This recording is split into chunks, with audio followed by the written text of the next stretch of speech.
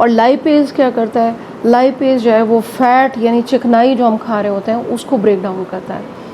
तो आपका लबलबा हेल्दी तभी होगा जब उसके अंदर ये सिक्रीशंस, ये कुदरत ने जो एंजाइम्स रखे हुए हैं ये हेल्दी सिक्रीट होंगे, तभी जाकर ये जौ जवार और ये चीज़ें आपको फ़ायदा देंगी। बिस्मिल्लाहिर्रहमानिर्रहीम, अस्सलाम वालेकुम जी। आज जिस्म के अंदर सोजिश पैदा करने वाले जो खुराक है हमारी, जो ग्रेन्स से बनी हुई है, जो कि गंदम, जौ, जवार के ऊपर आज मैं 3 ग्रेन्स के ऊपर बात करूँगी। गंदम, जौ और जवार के जिस्म में जो ये सोजिश पैदा होती है, शुगर के मरीज़ों के लिए भी और जो हेल्दी पर्सन है उनके लिए भी, इनमें से कौन सा आटा जो है वो सबसे ज़्यादा फ़ायदेमंद होता है। और हाइब्रिड वीट किसको कहते हैं? एक तो गंदम होती है, सादी गंदम जो नॉर्मल गंदम होती है वीट, एक हाइब्रिड वीट होती है, उसको हाइब्रिड वीट क्यों कहते हैं। अच्छा, ये सोजिश क्या होती है जिस्म के अंदर, इसके ऊपर बात करूँगी। और वो कौन सा एंजाइम है जिसकी वजह से ये इन्फ्लेमेशन जिस्म के अंदर सोजिश कॉज होती है इन ग्रेन से बनी हुई चीज़ें बनाकर खाने से। गंदम, जौ, जवार ये सब ग्रेन्स हैं। ग्रेन्स जब भी इस्तेमाल होते हैं तो उसके बारे में अब आप सबको पता है कि जी इन्फ्लेमेशन कॉज कर रहे हैं। अब ये इन्फ्लेमेशन क्या होती है? इन्फ्लेमेशन होती है जिस्म का कोई भी आपका ऑर्गन जो पहले तो सही काम कर रहा था, लेकिन किसी फॉरेन केमिकल की वजह से, किसी जरासीम की वजह से, किसी इंजरी की वजह से वहाँ पर कुछ तब्दीलियाँ आती हैं। क्या तब्दीलियाँ आती हैं? रेडनेस, सुर्ख हो जाती है वो जगह, स्वेलिंग, वहाँ पे वरम आने लगती है। अच्छा, फिर वहाँ पे हीट प्रोड्यूस होती है उस जगह पर, दर्द बहुत ज़्यादा होता है, आहिस्ता आहिस्ता वो जगह आपकी नकारा भी हो सकती है। न्यूट्रिशनिस्ट और रिसर्चर्स जब इसके ऊपर काम करते हैं तो वो ये कहते हैं कि जितनी भी चीज़ें ग्रेन से बनी हुई हैं, जितने भी ये दाने वाली चीज़ें हैं जैसे जौ, जवार, बाजरा, गंदम, ये इन्फ्लेमेशन कॉज करती है। जैसे जैसे इंसान बड़ा होता चला जाता है, 6 महीने के बाद, साल बाद उसको सॉलिड फूड खिलाना शुरू कर देते हैं, गंदम की रोटी खिलाना शुरू कर देते हैं, ये सब चीज़ें खिलाना शुरू कर देते हैं। तो ये क्या करती हैं? बेसिकली पहले मैं बात करूँगी गंदम की। गंदम जो है, जो देसी गंदम होती है, इसके अंदर भी तकरीबन, अगर आप बात करते हैं वाइट गंदम की, जो वाइट आटा होता है जिसके आप नान खाते हैं, जिसके आप ब्रेड्स खाते हैं, जिसके आप, तो ये 70 to 85 ग्लाइसेमिक इंडेक्स है, जो कि अच्छा खासा कंसीडर होता है। और जो अगर आप लेते हैं होल वीट का मतलब ये होता है कि छिलकों समेत उसके अंदर ब्राउन उसका मिला हुआ है, उसका जो वो क्या कहते हैं उसको, उसमें से सूजी, मैदा और ये चीज़ें नहीं निकली हुई होती, तो वो थोड़ा थोड़ा मोटा पिसा हुआ होता है, उसमें फिर भी ज़रा 70 से कम उसका ग्लाइसेमिक इंडेक्स होता है। ये फिर भी आपके लिए फ़ायदेमंद हो सकता है, लेकिन मतलब नुकसान आपको कम पहुंचाएगा। लेकिन वो भी किस तरह? आपने अपने डाइट का प्लान बनाना है, हफ्ते में कितनी बार रोटी खानी है, अगर तो गंदम अवेलेबल है आपके मुल्क, आपके शहर में। मेरी बहुत सी वीडियोज़ हैं इसके ऊपर, ज़रूर देखा करें कि आपने प्लान बनाना है कि हफ्ते में मैं, अगर गंदम मुझे अवेलेबल है, सपोज़ मैं कुछ और अफोर्ड नहीं कर पाती, तो मुझे हफ्ते में क्या, मुझे दिन में एक बार मैं गंदम की रोटी खाऊंगी, वो भी छोटे साइज़ की, उसके साथ और फाइबर और चीज़ें मिलाकर खाऊंगी। हाइब्रिड गंदम क्या होती है? हाइब्रिड गंदम होती है पैदावार को बढ़ाने के लिए जो जो भी काम गंदम के बीज के साथ किए जाएंगे उसको हाइब्रिड गंदम कहते हैं। पैदावार बढ़ जाए, देखने में दाना बड़ा हो, मोटा हो, ऐसा हो, शक्ल सूरत का ऐसा हो, तो वो हाइब्रिड हो गया ना। मतलब उसकी जब काश्त उन्होंने की, उसकी जो पॉलिनेशन की, तो इस तरह की कि काश्त ज़्यादा से ज़्यादा हो जाए, तो वो इंसानियत को तो उसी तरह फिर वो नुकसान पहुँचाएगी। जो चीज़ नेचुरल है वो नेचुरल है।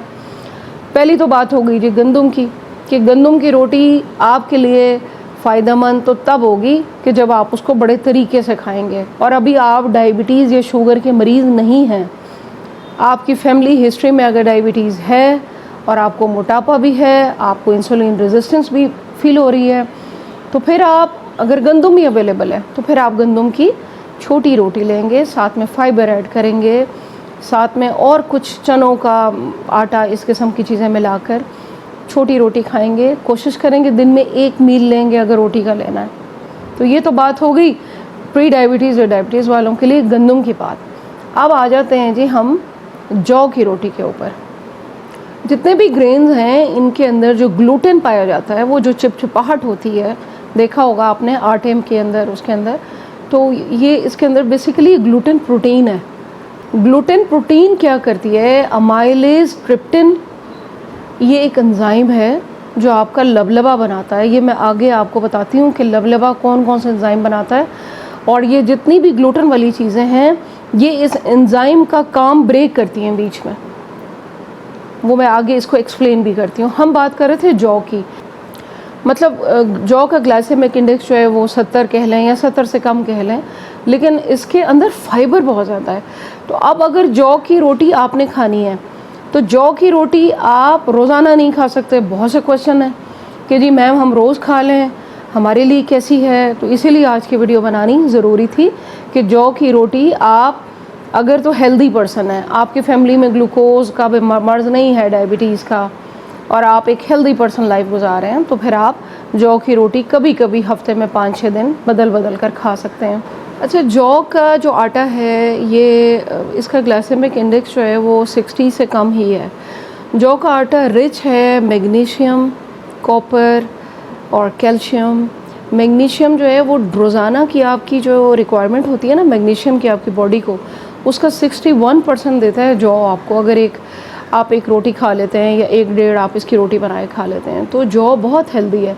ऐसे लोग जिनकी फैमिली हिस्ट्री है, उनको रिस्क है उनके अंदर डायबिटीज़ का या मोटापे का या बाकी बीमारियां, तो जौ का इस्तेमाल वो कर सकते हैं, लेकिन वो भी एहतियात से। रोज़ाना नहीं खाएंगे आप बदल बदल कर एक दिन छोड़कर इस तरह से खा लेंगे, या अगर आप दिन में ले रहे हैं तो आप बाकी मील में उसको स्किप करेंगे, इस तरह करेंगे ताकि आपका स्टमक भी हेल्दी रहे और आपको ख़ुद भी बहुत इजी फील हो। जौ के आटे में रिच बी कॉम्प्लेक्स होते हैं, यानी जितने भी विटामिन बी हैं वो जौ के आटे में मौजूद हैं कुदरती तौर पर। तो बी कॉम्प्लेक्सेस जितने भी होते हैं ये ब्रेन हेल्थ के लिए बहुत अच्छे होते हैं।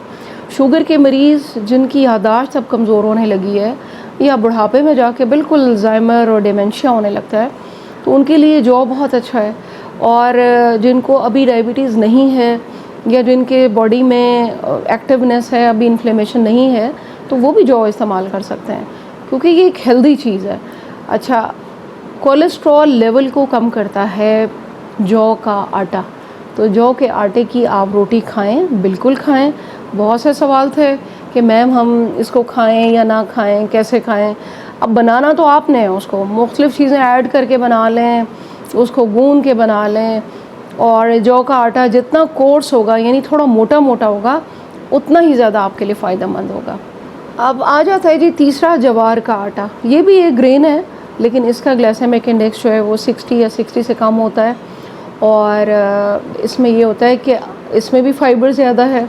ये डायबिटीज़ और प्री डायबिटीज़ या मोटापा इन लोगों के लिए बहुत अच्छा है जवार की रोटी, लेकिन आप इसको भी रोज़ नहीं खाएंगे, आप चेंज करके खाएंगे तो आपका मैदा ताकि हेल्दी रहे, आपका लिवर हेल्दी रहे।